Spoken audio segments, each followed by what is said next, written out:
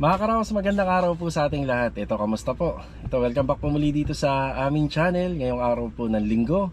Yan, May 18. Another day and another finished project ngayong araw po ng linggo. So ito, medyo masaya tayo kasi meron na naman po isang project na matatapos po natin dito sa Lumina Homes, Tanza Cavite, Phase 3. So ito nga po palang project natin na to, nasa 54 square meter lot area and 42 square meter floor area. Common na ng mga tineturn over din namin at natatapos namin project dito sa Lumina. So ito nga po pala ay pag-aari nila Ma'am Christine at saka ni Sir Craig. Yan, maraming salamat po sa tiwala.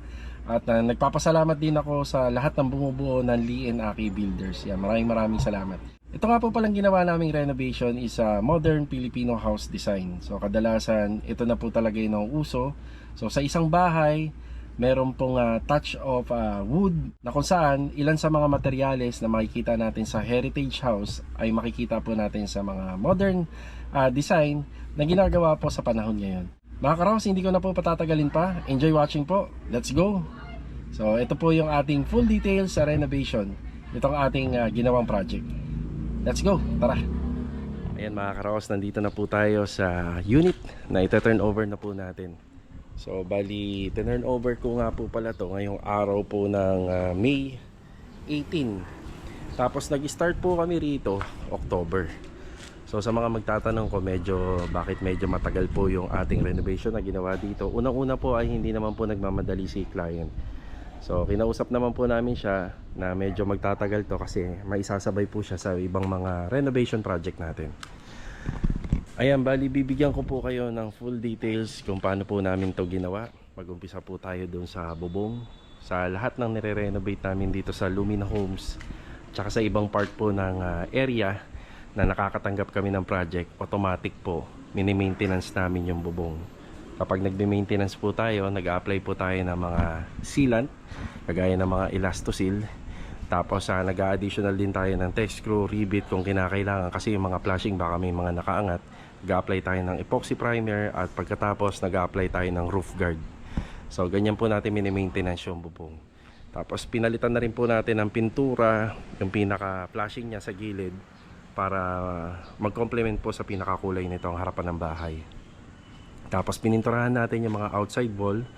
Yan, simula sa taas hanggang dito sa baba. Ibinalik lang natin yung original na color niya, which is yung beige at saka yung maroon. So medyo dark yung maroon na ginamit po natin dito. Then syempre nag-apply tayo ng acrylic emulsion para medyo matibay po yung ating pintura. Kapag turn over natin sa client, medyo tatagal siya ng mga ilang taon. Okay, yung design ng harapan ng bahay dito is nagko-complement sa dark and gray. So may mga naging project kami noon na doon na lang nag-base si client. Ito nga po pala ay may 4 na poste sa harapan. At kung makikita nyo, gumamit po kami ng 30 by 60, which is merong white, black at saka lighter color ng gray para dun sa mga poste. So yung poste nito, nakapaikot po yung tiles sa pagkaka-install. Kagandahan din po niyan, kapag yan po yung ginagawa natin, maporma. So unlike dun sa isang peraso lang ng part ng poste, nilalagyan natin ng tiles, then pinturado na yung paikot. So ito kasi medyo maporma. Yun nga lang, ang downside nito, medyo magastos at saka matrabaho kasi sa pag-install pala ng gate, iiwas mo na po yung ating mga cylindrical dun sa tiles. Pero kita nyo naman na ang kinalabasan po, napaka-forma po niya. Gumamit din nga po pala kami dito ng mga tubular for gate and fence na combination po ng 2x2, 1x3 and 1x1. Tapos nag-apply po kami ng dalawang klase ng pintura, which is yung black at saka yung white para mag-complement po at bumagay po sa design ng ating mga tiles. So makikita nyo lang po rito sa may cladding na ginawa po natin.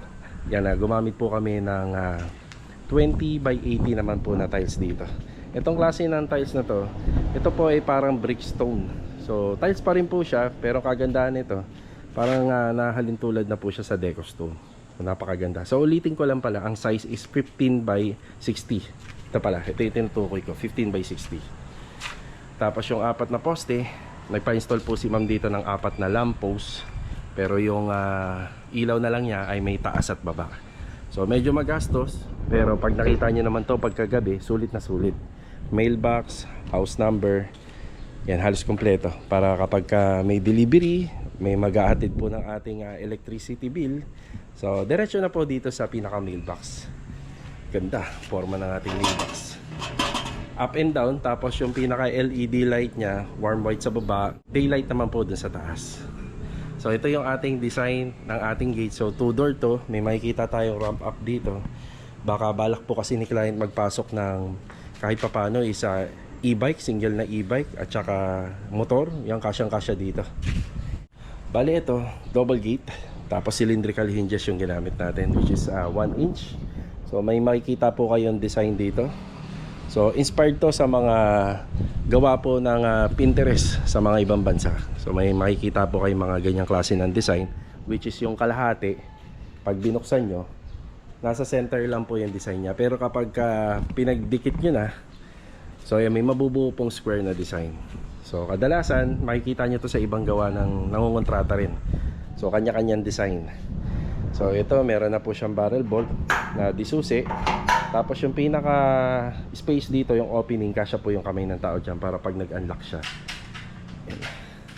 Pagpasok pala ng gate, may makikita kayong floor drainage dito. So maliit na bagay lang yung floor drainage na yan, pero napakalaking tulong po. Just in case na magbabasa tayo rito.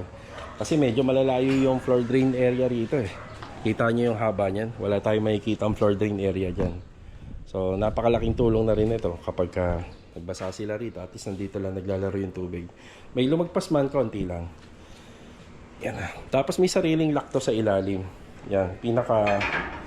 Yan, lock niya. Para kung sakaling hindi naman kailangan buksan to, naka-permission lock niya rito sa ilalim.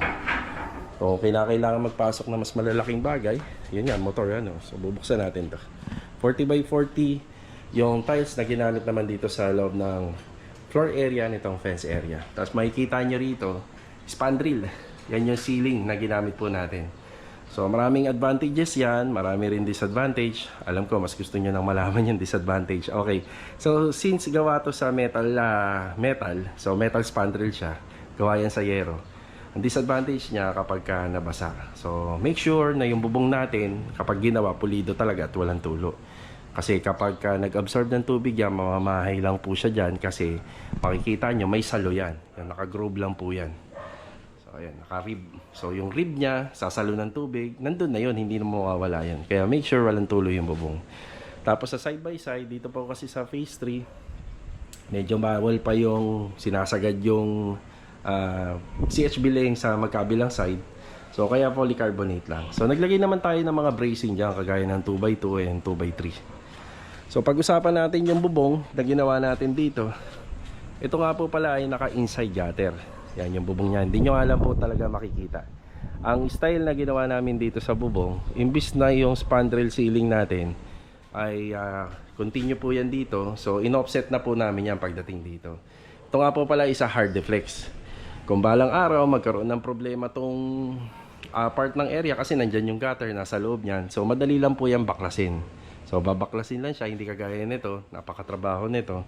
Ito konting repaint, konting retouching. So bakit hindi na lang po kami gumawa dito ng detachable na ceiling?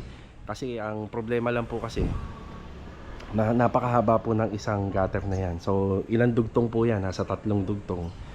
Kung gagawa lang tayo ng detachable na ceiling para rito, so mas maigi na isara na po natin para mas matibay. So mas maganda po niyan kapag nagkaroon na ng leak problem yan. Take note nga po pala, stainless naman yung ginamit namin dyan.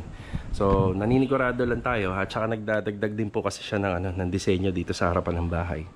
Kaya naglagay na lang po kami dyan, isa hard deflex na lang. Kung sakaling tumulo siya balang araw at na medyo nakalimutan mag-maintain ni client, so at least pag nabasa yung hard deflex, hindi siya mabubulok. Okay, bali ang ginamit po namin sa bubong, yan mga 0.5 po yan. Tapos sa flashing 0.5 din. Ito yung gilid niya, naka waterproof ng Flexiband. Ayan, polycarbonate at saka dun din sa kabila. So again, naka inside gutter siya. So 40x40 na tiles, so non-skid to. Pagpasok dito sa loob, bali yung disenyo niya, one way lang papunta sa right, papunta dito sa bahaging kanan. Tapos dito naman sa gilid, makikita po natin dito may CCTV, additional na saksakan. Tapos ang ginamit po natin na pintuan dito sa may corner area ay sa sliding door. So sa sliding door naman po, nagbibigay po siya ng magandang accent. So kagaya nito, French type yung sliding door na ginamit. So clear glass, pero ang opening lang po nito kalahati lang, 50% lang. So unlike dun sa mga swing door, pag binuksan mo 100%. So dito, ang habol natin, isa makapagbigay ng wall accent. So French type mirror na rin po siya, kaya kahit pa paano napakaganda niya rito sa space na to. Tapos dito naglagay tayo ng retractable stainless hanger. So napupull out po ta. Yan, kasi pag naka-ceiling ka, yan, naka-spandrel ceiling ka, so parang hindi mo na siya malalagyan ng sampayan. Yan, yun lang ang kaso.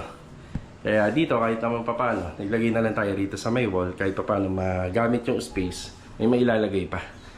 So ang purpose nito is sa sampayan. Siyempre, hindi na rin siya kumakain ng space kahit naman papano. Yan, natutupi mo siya. May abang kaming faucet dito para sa automatic washing machine. Ayan, outlet. So, clean out bulb. Yan, meron lagi kasi may catch basin dito. So, sa taas nga po pala na to, itong extension na to ay nakaslab. So, yung floor drain na makikita natin dun sa baba, pababa na po yan dito. Tapos, syempre ito, meron tayong floor drain din po dyan para sa automatic washing machine. Yan, ilan pa sa mga makikita natin dito. Ayan, may floor drain din tayo rito. Tapos may service faucet. Tapos nandito yung kanyang outdoor unit ng aircon. Kung matatanong nyo, bakit nandito? So maraming advantage, maraming disadvantage. So doon tayo sa disadvantage kasi syempre itong area na to, yung buga ng hangin niya, pupunta yan dito. Since kalsada naman to at malayo naman doon sa kapitbahay, which is kahit naman papano, reasonable na po yan. So, pwede rin naman po yan dito sa baba. So, pwede naman natin din ilagay. Ang kagandahan lang din po kasi nito, kaya po siya nandyan, tinitingnan natin yung disenyo. So, yung disenyo kasi, pwedeng mabutasan natin yung spandrel kung nilalagay natin doon. Dahil yung indoor niya nandito sa likod. Tapos yung isang bagay din po kasi, kapag nilagay din po natin siya doon sa taas, kapag magpapamaintenance siya ng every 6 months, 8 months, or 1 year, laging naaapakan yung bubong. Makakapal naman yung bubong na nilagay natin doon, pero syempre kung taon-taon magpapamaintenance ka, pwedeng magkaroon ng damage. So sa kagandahan na lang po nito, so dito na lang po natin siya nilagay para easy to maintain. Yan din yung maganda. Tapos in-expose na lang po namin yung mga tubo niya. So ito yung tubo na to is sa 3-port. Ang purpose nito, dito lalabas yung tubig na manggagaling sa outdoor unit. So papunta na po yan sa floor drain. So in-expose na lang natin para kahit naman papano, hindi na po siya masyadong matrabaho. Tsaka kapag nag-maintain, madali lang. Yung dating pintuan nito, bali steel window. Yan, steel window siya. Bali pinalitan po natin yan ng slide up. Yan, request ni client. Tsaka dito. Yan, slide up. Yan, slide up na rin po to. Tapos nagpalagay po si client ng ating screen door. So sa screen door niya, full screen. So pwede kayo mamili kung half cladding or full screen. So mas gusto ni client dito, bali full screen para kahit naman paano papasok yung hangin. Ito nga po pala yung kanyang pintuan. So sa pintuan, pinapalitan niya po yung pintuan pero bawal na bawal po yan dito sa Lumina Homes. Ngayon kung matatanong nyo dito sa Lumina Homes Tansa, may construction ban po tayo na dinideposit po sa admin office or sa developer. Pero upon inspection, may makita sila mga violation, hindi na nila marerefund yun. So dito sa trabahong ginawa po namin, sa design, sa mga structure, sinunod po talaga namin yung height at saka yung sukat ng mga structural. Kagaya ng poste, yung width, length, and height. Pero pagdating po sa mga kulay at saka sa design, si client na po ang nag-decide nito. So sa kulay po ng poste, yan sa kulay ng cladding, sa pintuan, yan kay client na po lahat. So ito nga po pala yung ating dragon. Nung nagbablog po kami dito, itong dragon door is tinawag namin na dragon sealer kasi yung preparasyon nito is sanding sealer. So ito yung dragon sealer natin. Napakaganda. Tapos nagpakabit ng smart lock si client dito. So ako may access pa, pero may mga nababasa po ko noon na paano kung na-turn over ko na, syempre i-delete na po ni client owner yung access ko dito sa application, di ba? So sa akin isa fingerprint. Ayan. Di ba? Oh. So may double lock sa taas. So naka double lock na po 'yun. Alright. Yan, makikita nyo medyo makintab po yung mga pader dahil naka-finish po siya ng acrylic emulsion. Ayan, hanggang dito may CCTV. Then additional outlet, naglagay rin po kami, may mga purposes po yan. So ito po yung kabuuan design at saka yung ginawa namin sa roofing, ceiling, structural nitong harapan, gate, fence, at saka yung pinaka-finishing paint at saka installation. So ito yung kabuuan niya. Okay, dito naman tayo sa loob, dito sa pinaka-interior ng floor area. Yung design niya po pala nito is inspired by Filipino modern design. So kaya makikitaan po natin siya na medyo earth color at saka yung mga design is more on para sa mga woods. So dito muna tayo sa mga TV console. Gumamit kami rito ng wall fluted panel. So yung shade po ng wall fluted panel medyo may pagka-light lang na mahogany. Then makikita niyo po itong part na to sa pinaka board. Ito nga po pala yung tinatawag na UV board. Yan, nagpa-install na rin po si ma'am ng Google TV or Smart TV. Then dito naman po sa may bandang gilid. So ito po isa open shelves. Naglagay na rin po kami ng 3-layer ng cabinet. Yan. So yung mga saksakan at saka yung kable ng internet nakatago na. So sa mga vlog namin, tinuturo namin yan kung paano namin ginagawa. Para mapakinabangan naman po itong ating staircase. So yung staircase below niya medyo wala na masyadong mailalagay. Yan, naglagay na lang po kami ng hidden door cabinet. Yan. Tapos dito banda, nag-request si client kasi na medyo gusto niya medyo maraming storage. Ayan. So naglagay na rin po kami dito. Makikita niyo yung pintuan na to pati doon sa kitchen cabinet, yan po yung tinatawag na APC. So aluminum composite panel. So usong-uso na po yan ngayon. Syempre kaya hindi po siya inaanay, hindi ko na rin po masusunog. 'Di ba? Yan ang mga kagandahan niya. Tsaka tatagal yung buhay niya. So ito po ay nagpalagay siya ng bar counter dito. Same lang po ng design ng wall fluted panel na mga ginamit natin sa mga cladding. So dito may pailaw tayo. Ito nga po pala in-order na lang ni client sa online. So kita niyo naman sa design. Tapos dito naman yung ating bar counter. So sa bar counter natin gawa po ito sa granite. So alam niyo naman yung granite medyo may allergy to kaya ingat na lang kasi si granite is a porous.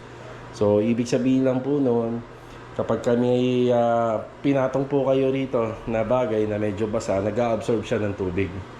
Yan. Yun lang naman ang disadvantage niya. Pero kita niyo naman makapal yan.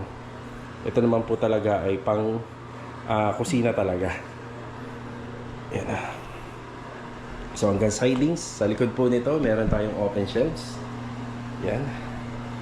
Tapos dito naman may lagayan tayo ng mga wines. So wine rack natin yan. So naglagay din tayo ng pailaw dyan. So pendant, meron din. Combination color nga po pala nito is neutral lang na tinge of gray. Yan by Davies. Kung nagustuhan nyo mga kulay sa pader, yan Davies po yan, tinge of gray.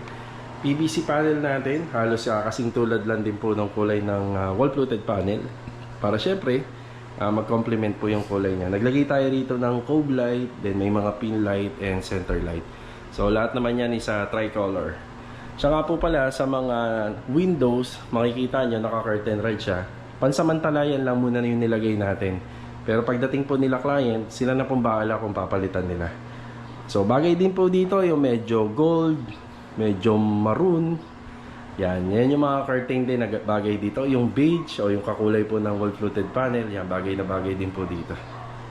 Yan, kagaya rin dito, yung tela, naglagay rin po tayo ng curtain dito. So yung sa cortina, naglagay po tayo ng curtain box. So yan yung curtain box natin.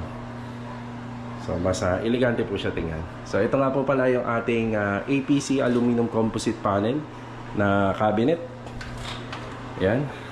So sa design, mas gusto ni ma'am na meron siyang countertop, medyo mas malawak compare po dito sa left side.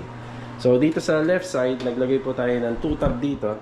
Ito nga po pala yung kitchen sink ni ma'am is yung luma na, pero nilagay na lang po uli natin. So ito na yung barak niya. Bagong-bago pa naman, pero ibig sabihin ng luma dahil ito na yung unang inabutan natin dito. Ito yung faucet niya. Ayan. Tapos ito yung pipe gas na kanyang gas range. Tapos 90 cm na range hood. Grabe ang lakas. Tapos nagpalagay rin po siya rito ng para sa condiments. Hop, yeah. Dito din. Tapos sa side niyan, storage sa taas. So sa edgings namin, yan meron po siyang kornisa para ikot. Para kahit papano pa rin mag-complement dun sa design ni client. So yung mga makikita nating method ng pintura rito sa mga kahoy, yan yung tinatawag na natural varnish. Kung bakit ganyan po yung kakintab. Yan, pati dun sa ating pintuan, naka-natural varnish po yan. So, sa maintenance, sa ilalim, yan, fire extinguisher. Hindi po mawawala yan kapag kumuha kayo ng permit. May kasama yan lagi. Tapos, merong isang part ng pintuan dito na nilagyan po namin ng air vents. Yan, para kahit papano nakakasingaw yung tangke ng gas. Dito na napunta yung kanyang mga pull-out. Yan, pull-out basket. Yan, cutlery. Tapos meron din po sa ilalim. Yan. Dito meron din. Yan. Para ibang may ilalagay dito. Tsaka dito banda. Dito naman po sa isang part na kanyang pull out, meron po tayong tinatawag na magic corner. So ayan, magic corner siya. So ganito lang po siya kasimple. Yan. Paghila po natin dyan, babaling natin sa kanan. Yan. Tapos may hihilain pa po tayo dito. Yan. So, ito po yung bagay or design na kung saan yung parang tinatamad na po tayong abutin dun sa dulo, hindi na tayo masyadong yuyuko. So, kaya ganito po yung design niya. Yan. Okay. Tapos, baba.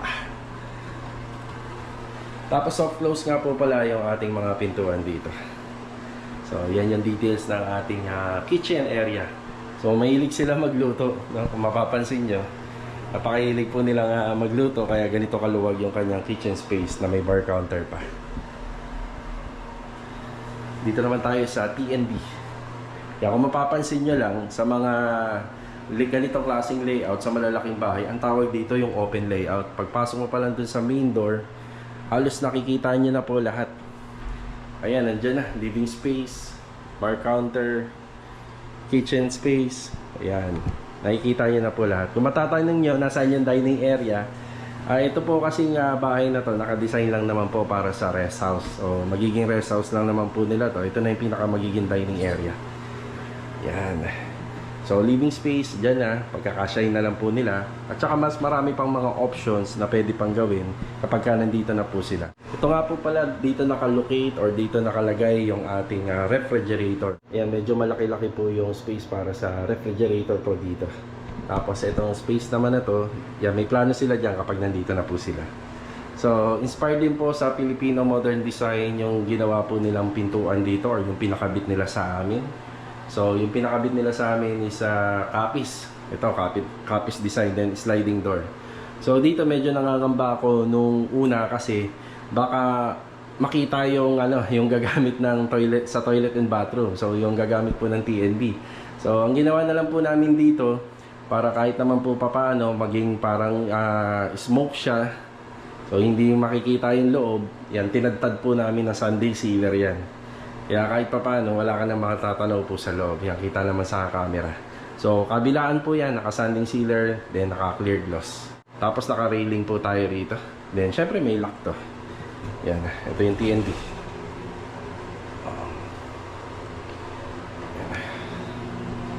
Yan, naka-LED wall mirror pa rin, basin.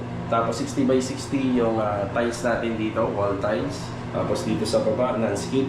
So, parehang non-skid po yung mga kinabit natin dito. So, isang disenyo na lang kasama sa flooring.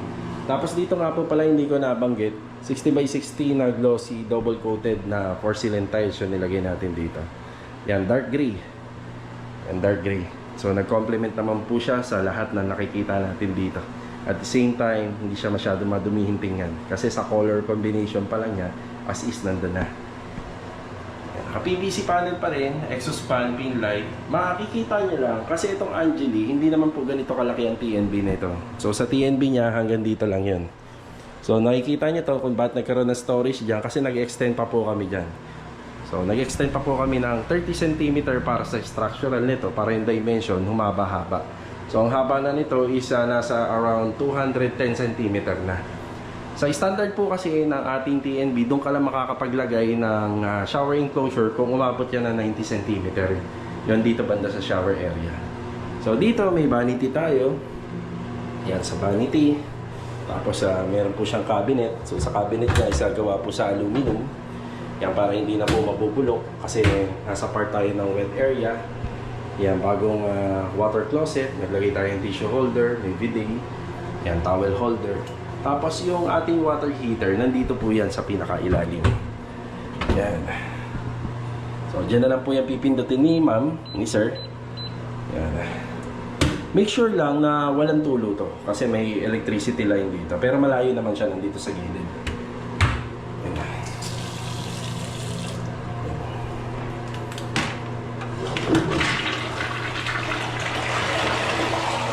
Ito, habang nagbablog ako, ayan, napakainit. Yan, pasang-basa tayo ng pawis. Para sa paligo rito.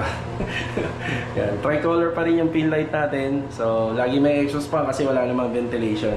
Ito naman yung frameless sliding door na pinagawa natin kila Master Batang at saka kila Master Ryan. Yan. So, mas elegante siya tingnan kasi kung maraming frame, nakagaya doon sa mga aluminum setup.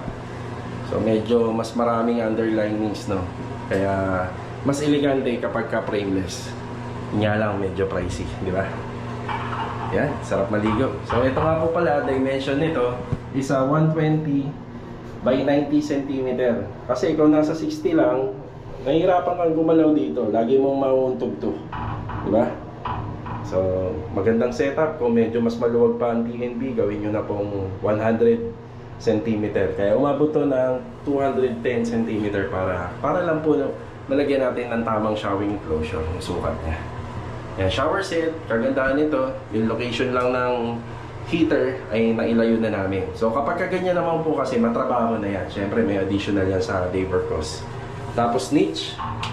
So ito, kagandahan nito. Hindi ka na maglalagay ng mga shampoo holder dyan, soap holder. So dito pa lang, napakalaking pakinabang. So medyo matrabaho rin, pero nakakaiwas tayo sa mga space. Diba? Ay paano. So multi-point. Then gumamit din tayo medyo mahabang floor drain para mas maganda yung daloy ng tubig pababa. Okay. Ayos na tayo rito. Parang ayoko na umalis dito. Ayan po yung lock niya. May lock. Yeah. Para gusto ko na lang maligo. Yeah.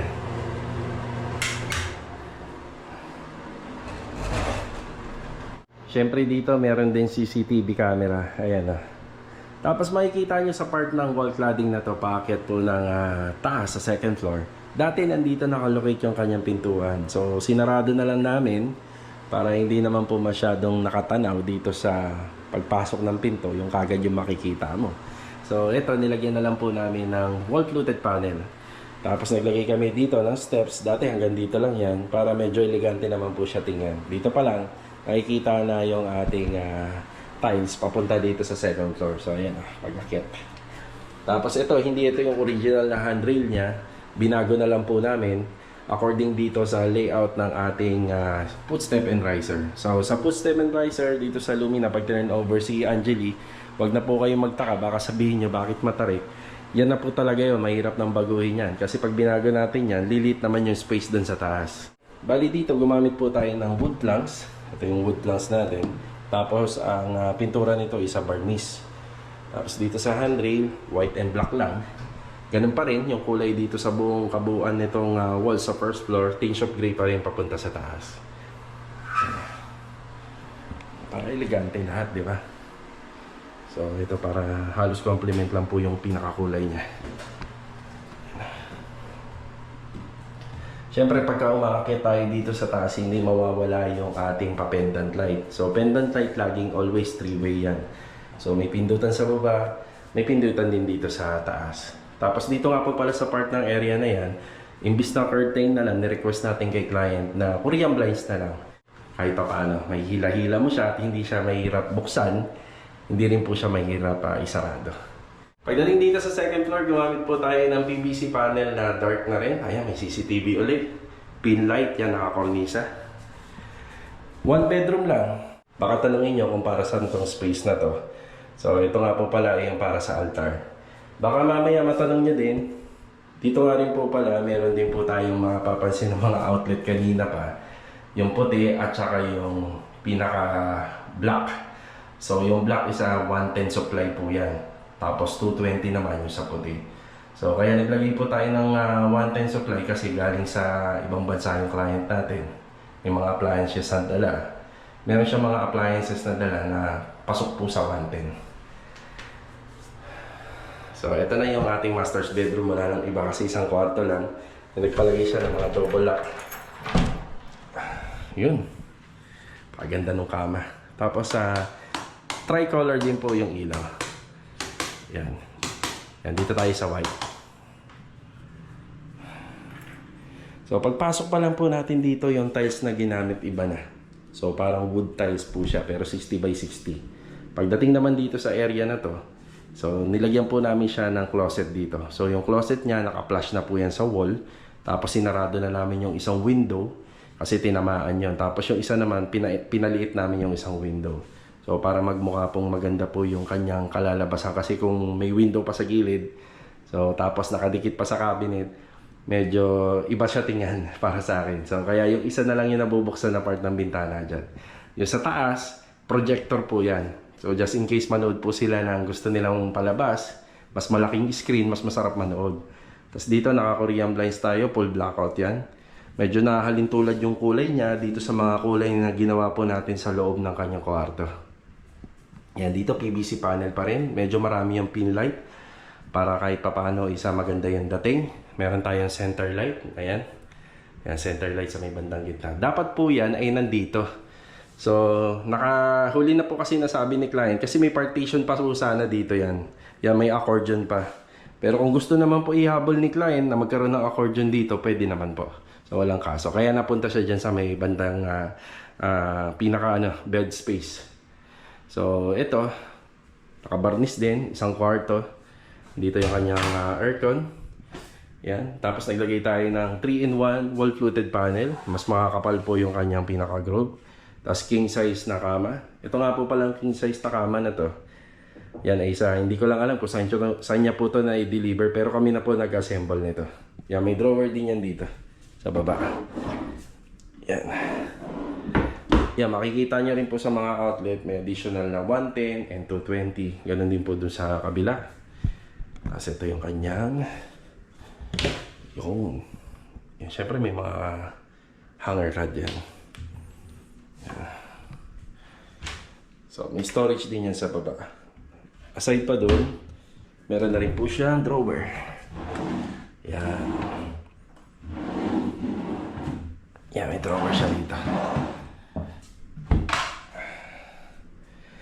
Ayan, ito yung kabuuan. Tapos dito banda, nag-request siya sa akin na gusto niya may access siya sa labas. So ito yung slab na ginawa namin.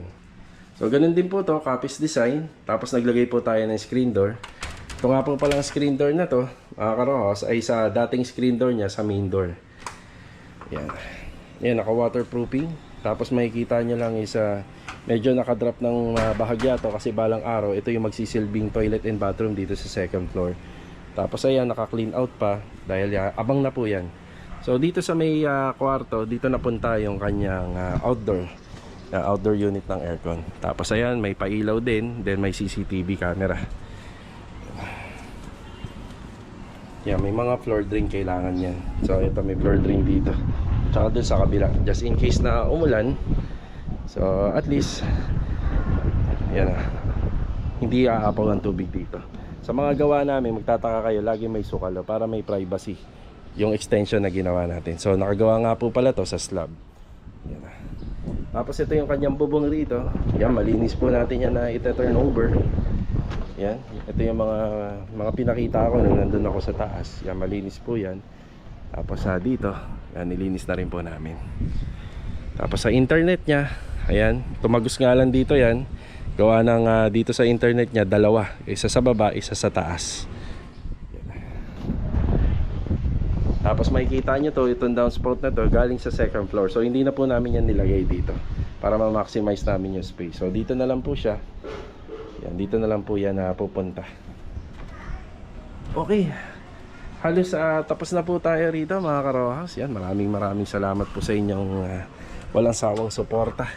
Sa mga nag-aabang po kung magkano to, ayan, ako ay humihingi ng pasensya sa inyo dahil sinabi sa akin ni ma'am, tinawagan ako na wag na lang po daw sabihin sa vlog or wag nang isama sa vlog kung magkano to. Pero ako, magbibigay pa rin ako ng price range.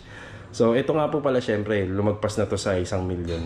So, labor and materials yan, lagpas na po siya sa 1 million.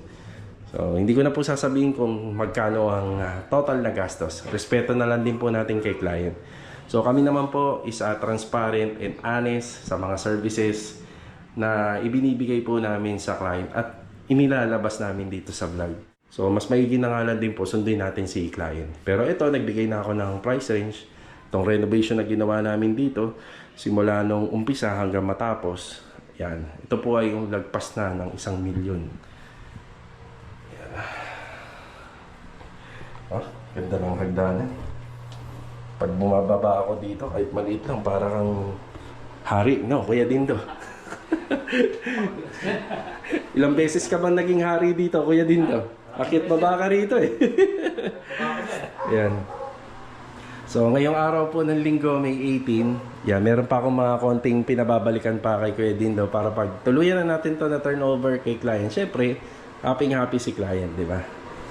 So, ayan po, sa mga nanonood at nakapanood po nito, yan, maraming salamat po sa inyo ang walang sawang suporta. Please paki-like, mag-iwan ng comment. Tapos sa mga nag-i-inquire lang, along Tansa pa lang po kami, pasensya na kayo kasi hindi pa po namin kayang lumayo. Ito nga po pala yung aming contact number, Facebook account. Yan, message nyo kami dyan. Kung hindi man kami maka-reply, magre-return call po kami kapag medyo free time na. Yan. Yan, konting linis na lang po rito. Siya nga po pala, ang diskarte namin dito sa mga ganito, alcohol. Yan, mga ganito. Malinis na basahan, din alcohol. Para mas malinis po siya ng gusto. Yan. Ang ganda na ng ano. Ganda na po ng bahay ni ma'am. So ito na po yung resulta ng simula ng October. Yan hanggang May. Ayan. Hindi man po namin araw-araw ito nagagawan. Kasi hindi naman nagmamadali talaga si client. So at least ito na. Nabuo na po natin. So siya nga po pala itong bahay po na to. Naiuna na pong gumawa nito. Ito yung itsura niya dati. Ayan, lalagay ko na lang sa screen. Tapos, nung nagkaroon na ng budget si ma'am, pinarenovate niya. So, wala akong idea kung bakit siya nagpa-renovate ng una. Baka pauupahan niya lang sana. Pero siguro, nag-decide sila na pakinabangan na lang po siguro yung bahay. At gawin po nilang rest house sa tuwing uwi sila ng Pilipinas. At least meron silang direktang pupuntahan na bahay. At hindi na po sila pupunta ng hotel. At hindi na mangungupahan. Kasi sa nakikita ko sa ganitong setup pa lang, kuya, mas dito na lang ako kaysa sa hotel Kasi napakasarap meron dito. 'Di ba? Kita mo may dalawang aircon na. Para ka pang nasa Baguio pag nandito ka sa dito pa lang sa living space. So, 'yun. Yun lang ang masasabi ko. Halos kompleto na. So, titira na lang sila. Ayan, maraming salamat muli kay Ma'am Christine. Also kay Sir Craig. Kuya, in English nga kuya. Pasalamat ka kay Sir Craig. Sir Greg, thank you very much for your thank you for your tiwala. Trust, For your trust, our boss, Leanaki TV Vlog. Yun. Thank you. Thank you so much. Thank you very much. Yan. Actually, si client po, si ma'am, hindi pa po kami talaga nagkita noon bago siya magpagawa. So, sa messenger lang, tapos contact lang. Pero nung mga ilang buwan ang lumipas, ayun, nagkita na ho kami. Ayan. At malapit na ho kami magkita uli kapag nagbakasyon po sila. So hanggang dito na lang po.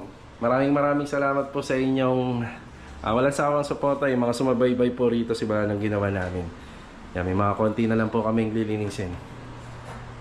So alam ko, mas hinihintay nyo kung puro magkano. Yun ang tanong puro magkano. Pero kung hindi talaga pwedeng ipasabi ni client, wala tayong magagawa. So binigyan ko na kayo ng idea. So 1 million mahigit ang ginastos po dito.